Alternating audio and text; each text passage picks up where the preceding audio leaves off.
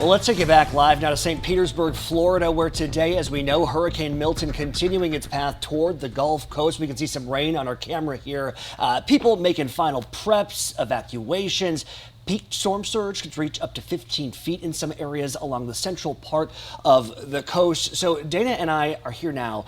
We're going to talk about some questions that people might have. First and foremost, I want to mention storm surge. Okay, let's talk about the word unsurvivable. Yes. It's really scary. It is terrifying. And I've stressed this point before. The National Weather Service, our NOAA scientists, brilliant men and women who do a fantastic job of delivering messages that are data driven. Yep.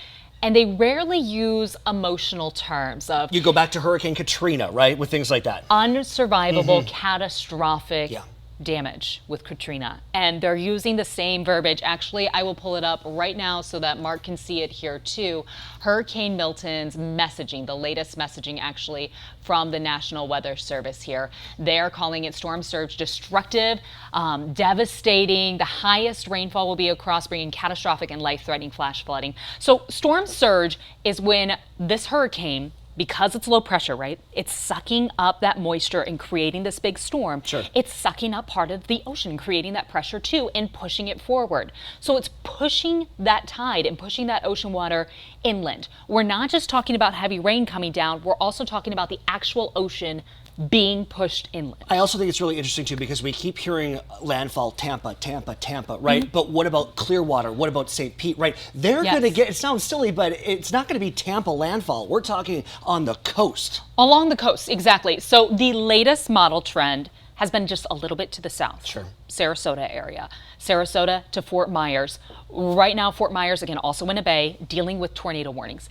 The southern edge of this system is going to bring the most damage. That's where we're going to see our highest storm surge. That's where we're going to be dealing with the heaviest rainfall too. You can see some of that heavy rainfall coming down right now in front of it. So we're not even dealing with landfall yet. That comes later tonight. In front of the storm, we have heavy rain and in fact, several confirmed tornadoes on the ground right now in Florida. This is Florida. It is the state with the highest number of tornadoes per year, but we're talking catastrophic, damaging tornadoes because it's being fueled by this storm. So as it moves in, you're right, landfall close to Tampa would be catastrophic if it made landfall in Tampa because this is a bay. Yeah. It's going to have that push right into a very heavily populated, urbanized area. But anybody who deals with landfall from this storm is going to be dealing with a catastrophic situation. Exactly. And just really quickly here, I want to talk about misinformation. There's a ton of stuff on TikTok. There's a ton of stuff on Reels. We got to be getting our info from trusted sources, right? Let's talk about that real quick. Let's talk about that really quickly. Somebody's going to be raising their hackles at home right now about this, but the National Weather Service provides free information, the same with NOAA, as it should be. Our weather information should not be privatized. It should be accessible to everyone at home. That is what you are looking at right now, our radar and our satellite imagery. That is free information. It should be accessible. And that's where I am pulling my messaging from, Mark. Exactly. When I have a watch or a warning that's issued, it's from our National Weather Service partners. These messaging, the key messaging statements that are coming out, National Weather Service offices in Florida right now that are monitoring it. These are our folks, again, that are just brilliant meteorologists that are committed to accurate science and proper messaging. And Dana, I know too that so many people where we live have a connection to southern Florida or the Gulf Coast.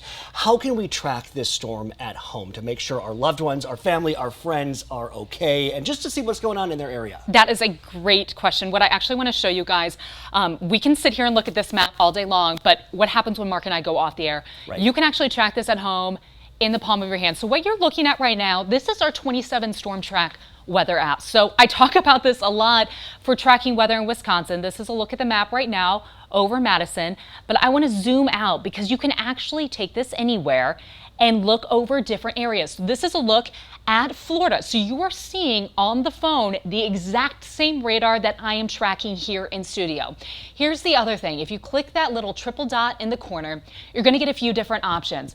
I want you to click overlays and then click tropical tracks, and that is going to actually give you the latest tropical track from the National Hurricane Center. So this is not something that has been manipulated.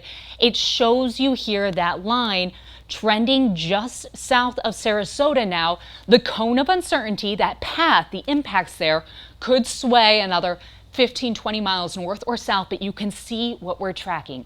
Additionally, if we switch over to our alerts, you can turn on tropical alerts and see where those hurricane watches and warnings are, or if you want to look at the tornado and severe weather alerts, you can see where tornado watches and warnings are issued. If you want to track this again later at night, if you're sitting at home and the newscasts aren't on, you have that option with your app. So if you're someone who is just interested in weather and tracking it, this is a great tool to use. It is what I use when I'm at home because you have so many overlay options here that you can just click through. And again, it's so easy to just scan out and move around, track that storm, and then bounce right back to what we are seeing here in Wisconsin. And truly back here at home, it is a very different situation for us. Here's that look at the radar. This is what I have coming in studio, the exact same thing that you can see on your phone at home. Let's go ahead and send it over to our future track. Again, a track that you just saw in our 27 Storm Track app. Hurricane Milton is a strong Category 4 hurricane right now. As it moves north, some of the latest model trends thankfully weakening it down to a Category 3 hurricane as it crosses over. That is still a major storm, but we like to see this trend. We want to see it weakening. We're going to be dealing with a large system. Let's let it weaken as it moves in. Still bringing catastrophic heavy rainfall across the state and likely hurricane force winds across the state Thursday before moving out into the Atlantic and weakening as it does pull east.